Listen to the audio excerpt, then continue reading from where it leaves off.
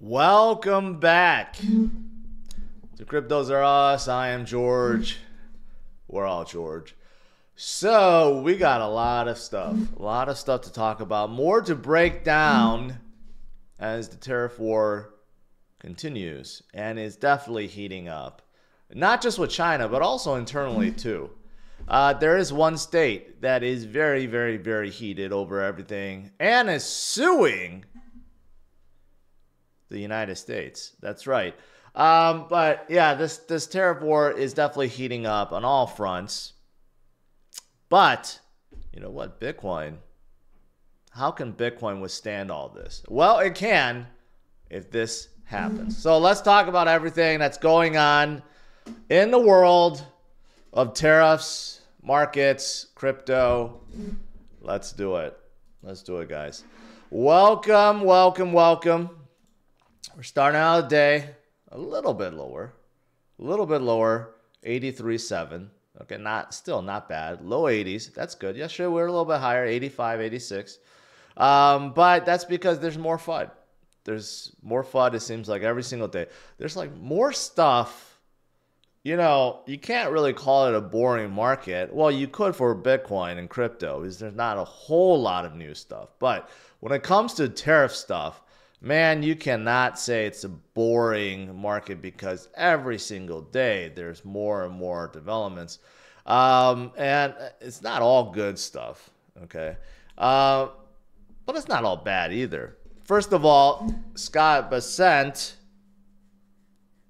said that not all tariff deals will be done in 90 days. There's a 90-day pause, right? Obviously.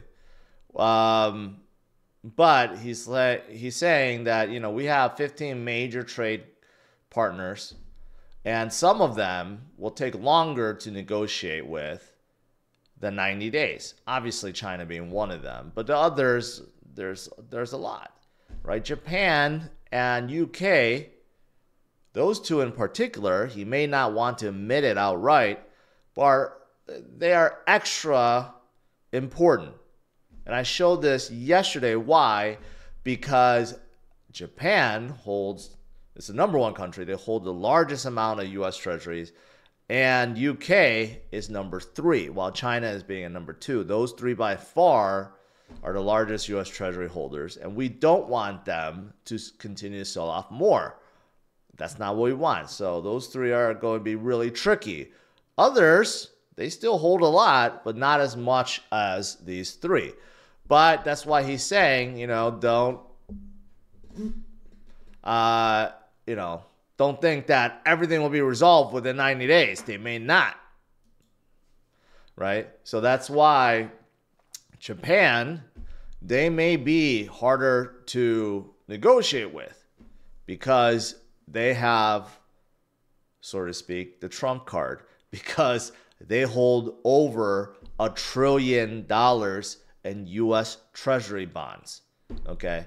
And the U.S. does not want them to dump $1 trillion of U.S. Treasury bonds. That would be bad. So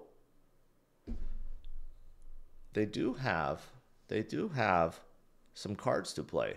And so does the UK. And so does China. So there's that. But you know what? This is interesting. This just came out a couple hours ago. Governor Newsom is asking the courts to block Trump's illegal tariffs. It may even sue. Okay? He's been on social media like all last week saying that California is going to bargain with countries by itself, acting as its own sovereign state, because California is the 5th largest economy in the world. It makes up 14% of the GDP of the United States. They are a powerhouse, okay, in itself. So, and he does not like what Trump is doing. He does not like all the tariffs. He does not like everything that's going on. So he wants to just kind of like break California off and do its own thing. You know, I don't know. Obviously, that's not going to happen. But you know how like Trump says like a lot of stuff should go to the states and states should decide on certain things, right? So it makes you wonder, like, what things should the states decide on? And what things should the states not decide on? Can the states opt out of tariffs? Probably not, right? That would defeat the whole purpose. You have to have a unity on the tariff stuff. You can't have like California saying, no. You know, you could import into California from China and not get 245% tariff duties, right? Like that wouldn't make any sense at all. But this is happening. This is happening. He's probably going to get nowhere with this, but you know what? We will see. We will see. Maybe the courts agree with him. All right. Yeah, so speaking of the 245%, in case you're wondering where I got that number from, so the retaliation tariffs continue. Trump says that, you know what, because of the lack of respect from President Xi and how they're not coming to the table, okay, he is raising the tariffs from 145% to 245%. You know, at this point, it's a moot point, okay? Anything above 100% already just makes imports like dead. No one's going to be importing anything over 100%. So now making it 245%, it's just making a shocking number. No one's going to be importing anything, okay, at 145%, 245%. You could raise this to 445% or 2,450%. It's not going to make a difference. It's just a bigger number at this point, right? So basically, Trump is not backing down and saying, hey, we're just going to keep doing this until you guys come to the table and negotiate, right? But right now, China does not seem like they want to negotiate. They're actually making a lot of moves. China told the airlines to stop buying planes from Boeing. That's number one. I saw that, I don't know if you guys picked up, a lot of the social media is starting to talk about how all of the luxury bag makers are buying their bags from China and then relabeling them as their own. And that's starting to fly, and a lot of luxury bag makers are getting a lot of heat for that. I always thought that was common knowledge, but somehow that wasn't. But that's also coming out. There's a lot of stuff that's happening. And then I just saw this. This just came out. Hong Kong is suspending postal service to the U.S. So starting today, you can't ship anything from Hong Kong to the United States. You know, so things are really starting to escalate here. Besides just tariffs, I mean, you're having complete suspension of services altogether. You're not just talking about taxing imports. You're talking about just suspension of things. So this is really escalating. And it's going nowhere good at this point, right? So who's going to bend the knee first?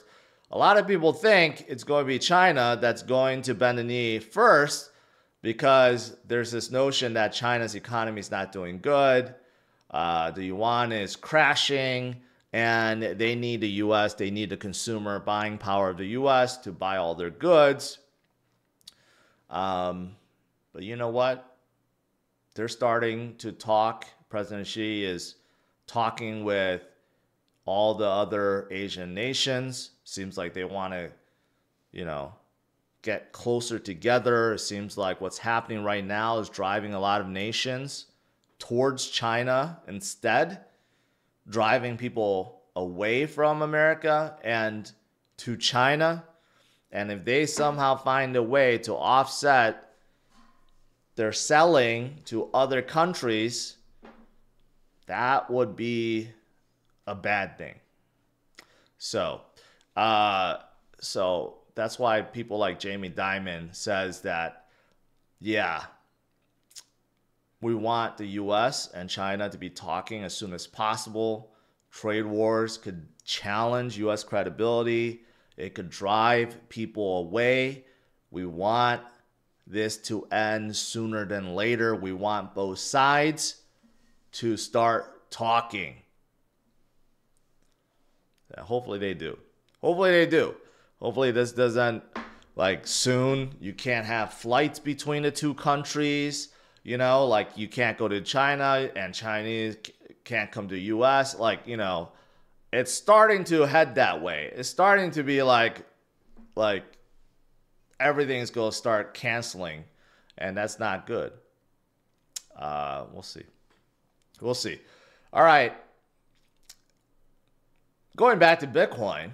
So how can Bitcoin survive all of this? Well, you see, yesterday we had a pretty good positive inflow on ETFs. 2 days ago, we flipped into the positive side, 1.5 million. Then yesterday, we had 76.4 million. So obviously, the bleeding stopped on the ETFs, right? Wall Street is like, okay, enough is enough. So that's good. And because of all this tariff stuff, a lot of the global trade could actually move to Bitcoin. Because if China and others want to get off the USD, that's a harder thing to do than it seems, right? Like, everything's settled in USD. It's harder to say, like, oh yeah, let's just get off the USD. It is really harder to say than it seems. But if they were going to choose, you know, something that's relatively easy and neutral for all countries, why not Bitcoin, right? And it does seem like there's a growing sentiment that, yeah, we can all use Bitcoin. Okay, so that's a good thing. It's a bad thing for USD, but it's a good thing for Bitcoin. If China and other countries start doing trade and selling payments with Bitcoin, that would be enormously huge. That would be way, way, way bigger than anything that we have now. That would be hundreds of billions of dollars. I don't know how much trade gets done per day. It could be, I don't know, trillions per day. I don't know. I really don't know the number. I'm just making it up. But I'm assuming a lot of trade gets done every single day. And if just a small fraction of that is done in Bitcoin every single day, it's a lot. It's quite a lot, right? So that's one thing that we could look forward to. It's not going to happen overnight, but slowly and surely it can happen.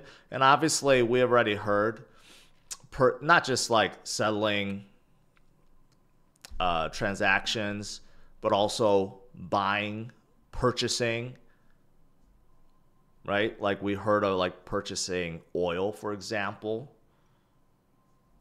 getting around the sanctions, like with Russia or other countries that are banned from the USD, right? You can use Bitcoin as well. Anyways, but outside of that, you still have obviously a lot of companies still buying Bitcoin. If this continues, obviously it's going to be very good because it sets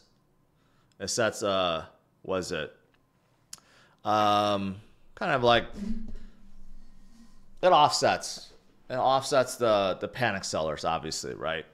sets a baseline for where we are, the low 80s. And it's been a very strong support for Bitcoin, despite all the FUD recently. So you have a Japanese medical company, SBC, that buys Bitcoin for its balance sheet. You have Semler Scientific that's going to be raising $500 million, $500 million to buy Bitcoin.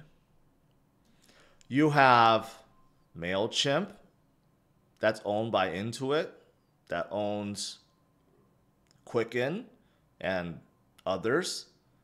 Now they're thinking about buying Bitcoin because GameStop is about to buy Bitcoin. So yeah, it's spreading. More and more companies are thinking about adding Bitcoin to their balance sheet. All very positive. All very positive. And this is offsetting, right, the people that are selling, the panic sellers, and the miners. Right now, it does seem like, besides the panic sellers on Wall Street, the ones that sold ETFs, there are some miners, smaller miners, that are forced to sell Bitcoin because of the recent dip. They have to pay for operations. Okay, because whenever price drops, it becomes unprofitable for them. They actually need to sell off to pay for operations. Difficulty has continued to rise. It hasn't really come down. So the cost to produce a Bitcoin after the halving event jumped up to like $50,000. Since then till now, it probably has gone up even more. So it's probably 70,000-ish to produce one single Bitcoin for a miner. So whenever Bitcoin drops down, like recently when we dropped down to like 73,000, 75,000, 76,000, that probably forced them to sell because it became very unprofitable for them to mine, right? But this is how it always is. Every single time we have big dips, miners do have to sell. But again, that's why it's good to have all these other companies offset this by making large purchases. And again, it's not like the miners want to sell. They're forced to sell. But in good times, they don't sell and they accumulate. And you still have a lot, like Mara, for example. Not only are they not selling, they're raising debt to buy more. The important thing to remember is there's only so much to go around. Bitcoin is limited to 21 million. Unlike the Fed or any other central bank that can just press some buttons on the keyboard and just create $1 trillion more in the system, you can't do that with Bitcoin. That's the fundamental difference. That's why Bitcoin has a scarcity factor. That's why it keeps on going up. That's why nothing outperforms it. And it's the greatest store of value that we have versus anything else out there. Because you can't manipulate it. You can't just create it out of thin air whenever you want to. And it's controlled by code and not greedy bankers or politicians. That's the difference. All right. And then a few other things. Bitcoin retesting the 50-week EMA. So, okay. It has done that a couple times. Every single time, it tends to bounce off. So, nothing new. Nothing new. But the last time it did it was when quantitative easing happened. Okay, that was back in September. And that was before the mega rise from 50,000 to 109,000. That was the last time it happened. And we are not far off from that quantitative easing that we're looking forward to. I mean, we're very, very close. It could come in May or June. We're only a couple months out. To come very, very soon. And here, Look at this. Inverse head and shoulders. Building. You know what comes next. See, if this wasn't an inverse head and shoulders and it just was just the head and shoulders, traders would be all over this and say, well, we're going to dump for sure. But if it's an inverse head and shoulders, most people don't believe it because they don't want to recognize that. But if it's head and shoulders, for sure we're dumping. But if it's inverse head and shoulders, nah, we're not going in. That's just how it goes. I did see this though. Most of you guys are like, well, what about altcoin season? What about altcoin season? When is that coming? Right now, for sure, Bitcoin dominance is growing. Altcoin dominance is still fading. And stablecoin dominance is growing. So what's the deal with that? It's pretty obvious. Okay. When there's fear in the markets and you want to cash out, what do you cash out to? Stablecoins. Okay. It's obvious. That's why stablecoins are going up. The dominance is going up. Same thing with Bitcoin. You have long-term holders that believe that will continue to stack sats. And you got public trade companies and private trade companies or private companies and everyone in between that are buying Bitcoin. That's why the strength is there. The alts right now just don't have any of that. The long-term holders of alts just not nearly as strong as Bitcoin holders and not nearly as many people. And it has become quite saturated, right? There are more platforms, fewer opportunities. There are over 100,000 trading pairs. There's a lot more alts than 100,000, but there's 818 active exchanges now. This is talking about, I'm assuming, sexes and dexes, over 100,000 trading pairs. And you know what? There's just so many. And then you throw in memes in there, right? It's one of the reasons why I said, like, for example, ETH, why it can never be as hot as before is because there's just more. There's more L1s to choose from. There's more L2s to choose from. That's why ETH can never be as strong as 2021 when there was really only one, because now there's many, right? It's kind of the same thing with alts. There is just so much more now versus before. But also because of market conditions, people are just fearful. They're not going to be as secure with their altcoin bags as they are with their Bitcoin bag, right? So you just have to wait. But I do think this altcoin season is going to be different than previous altcoin season. I think the good ones, especially the ones that will be getting their, let's say, their ETF, I think they will stand out, like XRP, Sol, Cardano, and others. The ones that get their ETF later this year, I think they will definitely stand out in the altcoin season. The big caps, basically. I think there will be a few mid caps and small caps that do well. But I don't think this altcoin season is going to be like the previous ones where everything goes up 10, 20, 50x. In 2021, that happened. In 2017, 2018, that especially happened. Literally, you could have picked anything and it went up 10x within that last 2 weeks of the bull run, right? 2021, it was similar to that. Literally everything went up. This time around, I don't know if it's going to be like that. It might be different. I think it is going to be different, but we will see. We will see. Yeah, besides XRP getting a futures, BNB also did their burn. They continue to have their burn. They've been doing this since the beginning. No one really pays attention, but it's one of the reasons why they're very strong. BNB does have a set supply, and they continue to burn using their profits. So that's good for them. And then OKX. OKX is pushing into the US market. Look at this. NVIDIA and AMD warn of higher costs from China export controls. NVIDIA revealed in a filing Tuesday that they will take a 5.5 billion charge tied to exporting its H2 graphic units to China. See, even though there's an exemption for chips coming into the US, there's not an exemption of chips going to China.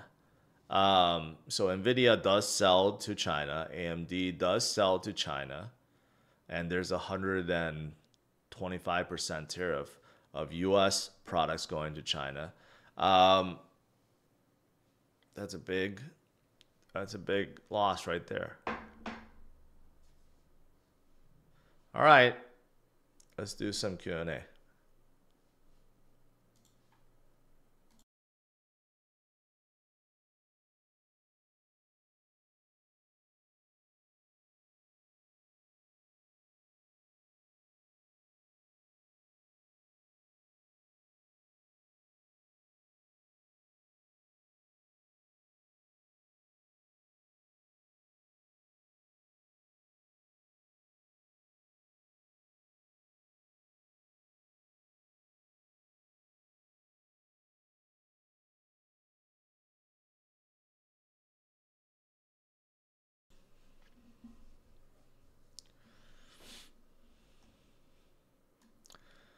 All right, let's see here.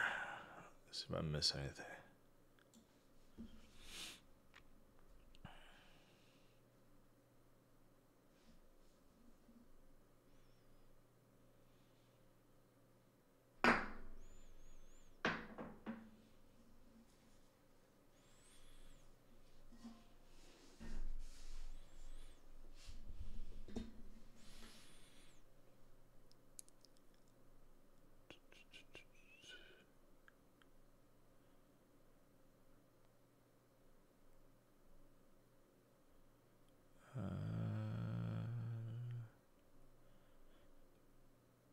Okay.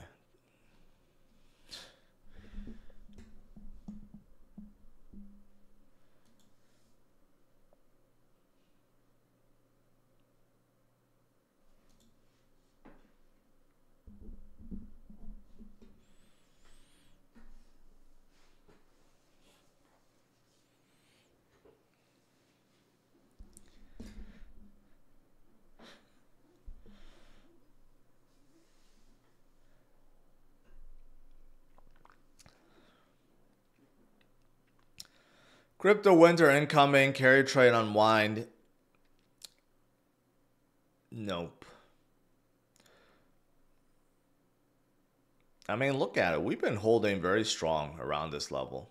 Yeah, we dipped down to 70s for a little bit, but we're right back to low 80s. This is a good point. Bitcoin's very comfortable holding around here. I think seller exhaustion has hit. I mean, this is a good base point, a good footing for Bitcoin where most of the panic sellers are gone. Most of the funds that wanted to ditch Bitcoin are gone. Now we're left with maybe the miners need to sell, and they do, but that's offset by the long-term holders and the companies that are still loading up. So we're hovering around here. This is a comfortable spot. And there's nothing wrong with that. While everything else in the US market burns, if Bitcoin could stay in the low 80s and just hover here and waits for recovery, fantastic. Like I've been saying, Bitcoin, once the conditions improve, Bitcoin will be back to like 100K in like days. It will bounce so fast. There's so much pent up buying pressure waiting. There's so much money on the sidelines waiting for like something, the right conditions or a catalyst. It'll bounce so fast back to 100K. You know, we're just waiting for that. It could be in May when we get that rate cut, a surprise rate cut. If it happens, maybe Trump backs off from the tariffs. Maybe China bends the knee, you know, and caves. Just something could make things start flying again.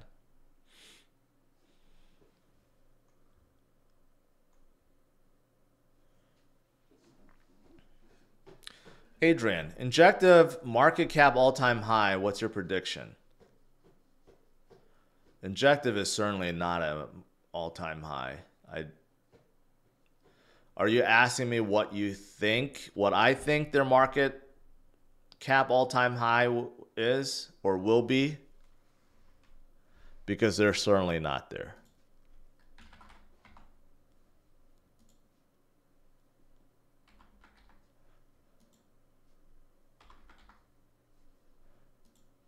They changed their logo. I mean, they were at 4.5 billion. They're at 763 million. That's like a what?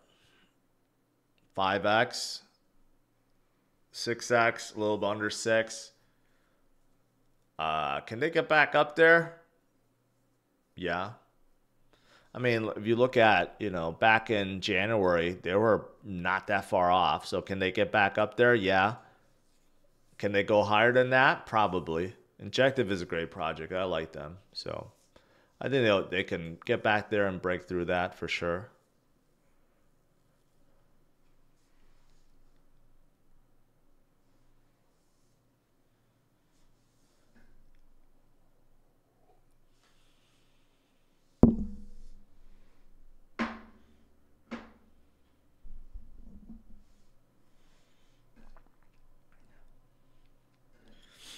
There are so many things that we don't realize that are exclusively made from Chinese companies, even consumer-based products. I don't think a lot of people realize all the 3D printers, it's not a big thing, but all the consumer 3D printers that we use are from Chinese companies. There's no American-based 3D printers. I don't think there's any. That's number one. All the consumer-based drones, the good ones at least, like DJI, and they make a lot of good cameras and stuff, but basically all the good drones, DJI drones, that's from China. So there are a lot of consumer-based products that are from China, from Chinese companies, that are going to suffer. I think DJI may be banned already. Like GoPros, they're definitely GoPro is an American company, but they're definitely made in China. So their prices go skyrocket to 245% soon. But I was just thinking about that. Like all 3D printers, I'm new to 3D printers, but all 3D printers are from Chinese companies. There's no American-based 3D printer for consumers, at least. Commercial may be different.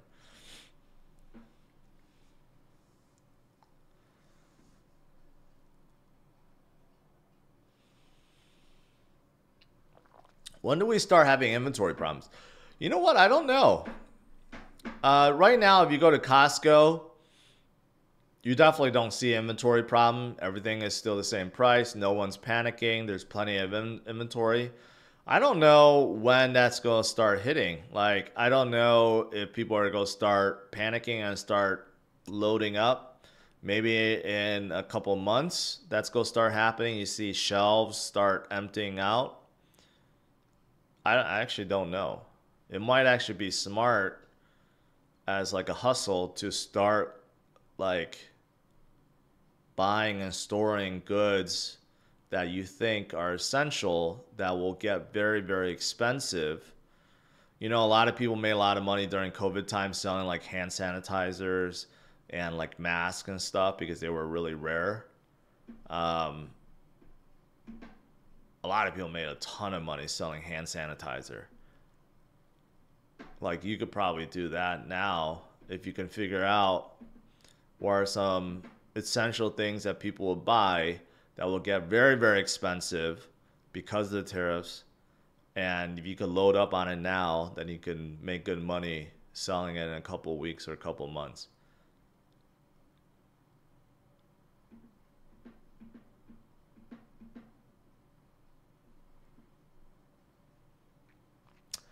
Bob, I know. I've been eyeing that H2D. I have a P1S and an A1. I want to get that H2D, but it's just for fun. I've been trying to sell stuff, but it's hard, man. I don't think I'll ever make enough to offset the printer costs. And the H2D is super expensive. I would love to get it. I mean, I'll get it probably when it comes out, but I'll never be able to make enough to pay off the printer.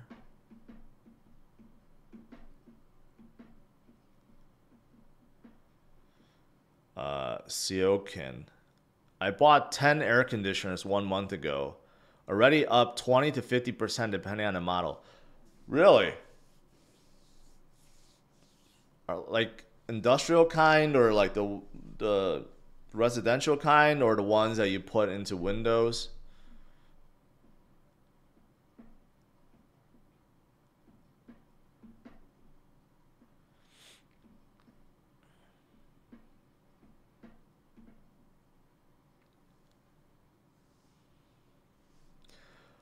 Never say never, George.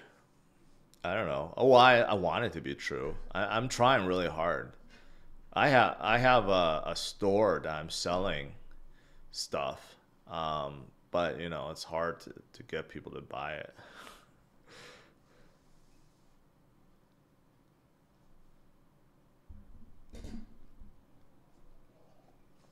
Where's the alpha, George?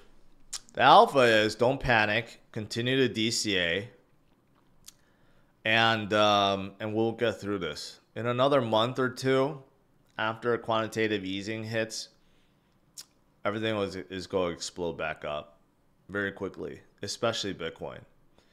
I shouldn't say everything. Bitcoin and the big caps will.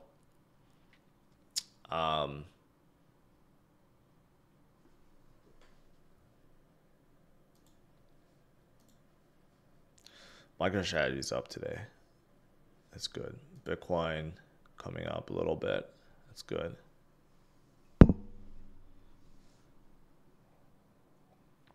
I don't want to drop my store site. I don't want people to know it.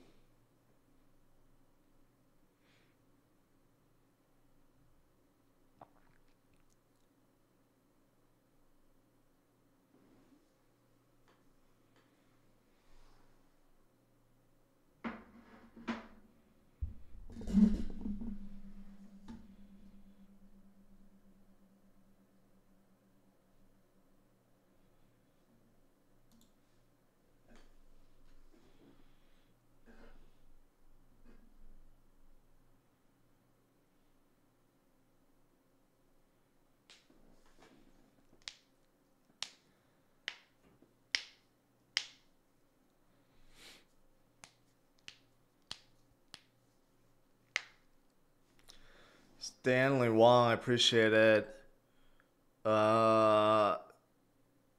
Sick Little Monkeys. Bought a We're All George Black hoodie. Didn't show up. Which store was it? Was it Spring or the other store? I thought you were joking, but if you're serious, I can inquire about it. But yeah, it was a drop. I mean, it's drop shipping from Spring and this other site. But if you never got it, I can inquire for you. Just email me. Just email admin@cryptosaurus.com and give me the info and I'll look it up for you.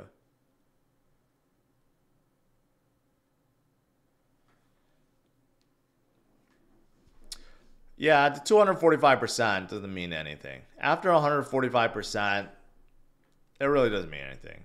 You could raise this to 2,000%. No one's going to be importing anything at this point. No reseller, no one is going to be importing anything at this point. it just makes it sound impressive or sound bad, but it's already beyond reasonable.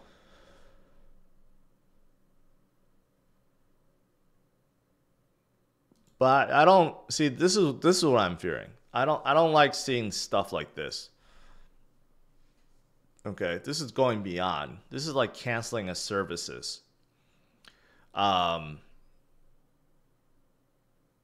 So like soon, hopefully this doesn't escalate, where like, you know, flights are canceled, or other things that are canceled. You know, that's what we don't want to escalate. We don't want to escalate to like a real Cold War.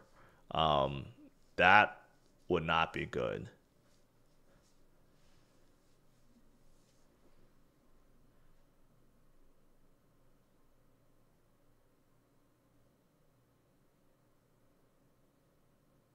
Oh, I missed out on this news too. Powell is going to be speaking today.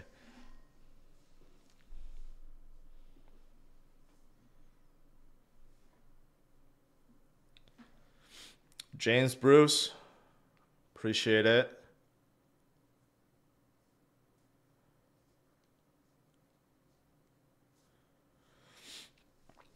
Definitely appreciate it. 2021 seems like it wasn't that long ago. 2021 honestly feels like it was only like 2 years ago, but it's crazy to think that that's like 4 years ago.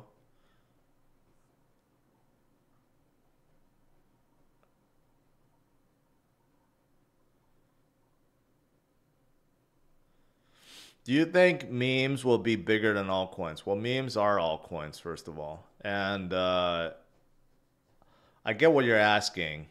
Will memes be hotter than, let's say, the utility coins or chain coins or any other niches? I think they would be a big part. I don't know if they would be bigger, but it would not surprise me on CMC by the end of the bull run, like on the top 100, if a quarter of the top 100, if a quarter of them were memes, that would not surprise me.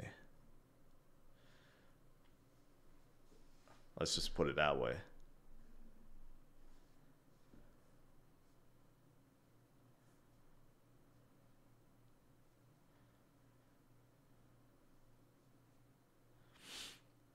Am I worried about the dollar? No. The dollar, as long as it does not crash, dollar coming down is actually good for the nation. That's actually something that Trump wants. That's something that Percent wants. Dollar coming down is great.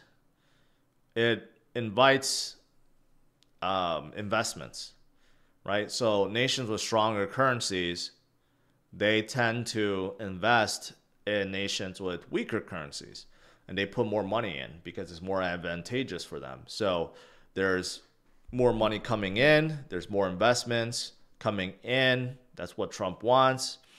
There's more tourism coming in as well. It's a good thing. What you don't want is like a crash in your currency, okay?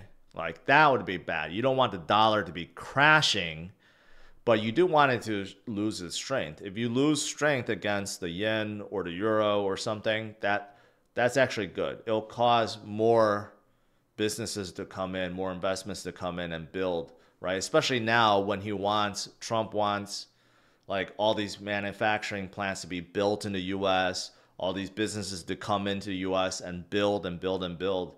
You actually want the dollar to be lower. That's actually a really good thing. And that's actually what's happening right now. So if that's part of the plan, that's good. I think the only thing that's not part of the plan is the 10-year yield. That's the only thing that's not good right now because it has been climbing upwards. It was working. We got below 4%, and then the other nations started selling our bonds, and that brought it up in a big way. Had that continued to crash down, it would have been perfect. It would have been golden. Like, oh, that's not what I want.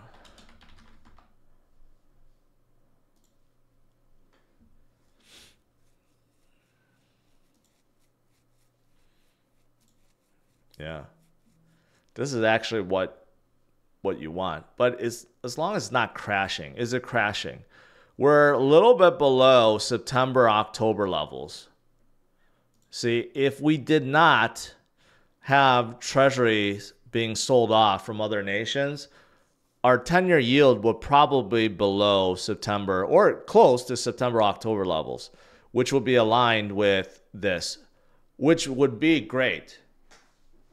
But I don't know. If this continues to crash, maybe it would not be so great. Well, if you look at the dollar was this low before. DXY was all the way to 90 back in 2021. So, yeah, we're not crashing. We've been lower before. Yeah, during COVID time, we were at like 72, 73, 72, 73. Yeah, so we're nowhere close to crashing. Nowhere close to crashing. But we're lower. We haven't been this low for a while.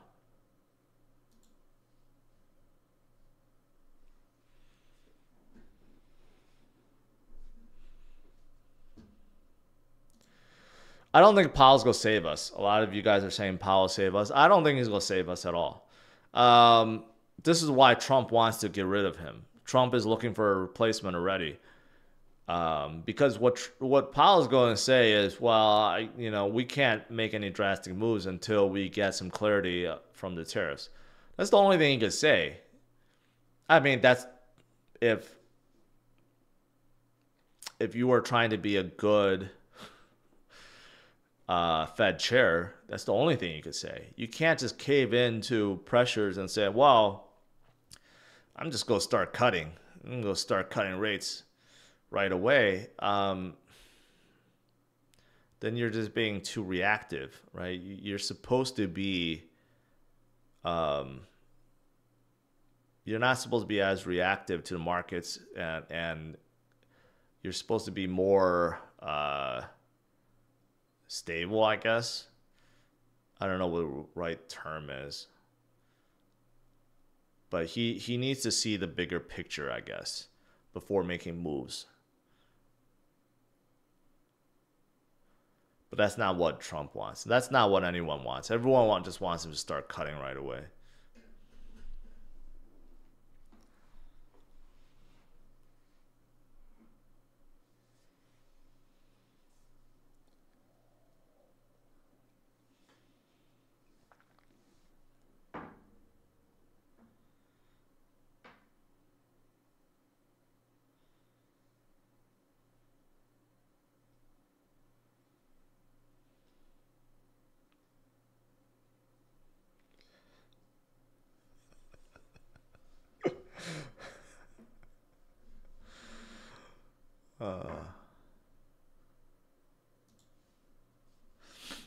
This is interesting.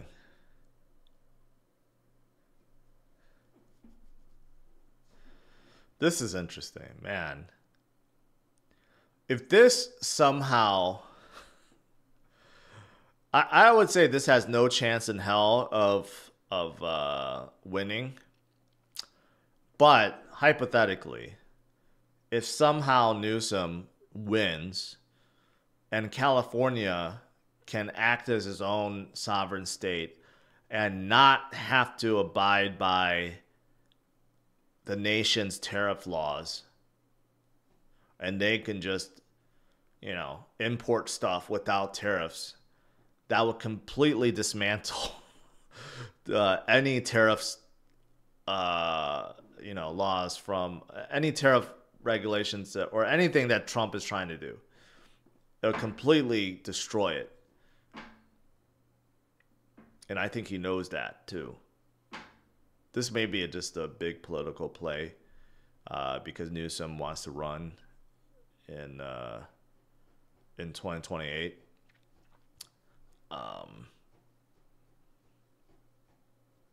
It probably is just a political play, a candidate play.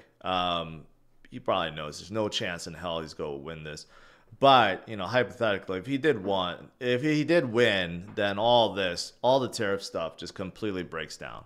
Because then every nation would just trade with California, and that's how they get into the nation. unless Trump then says any state that does trade with California gets a 200% tariff or something like that. That would be crazy.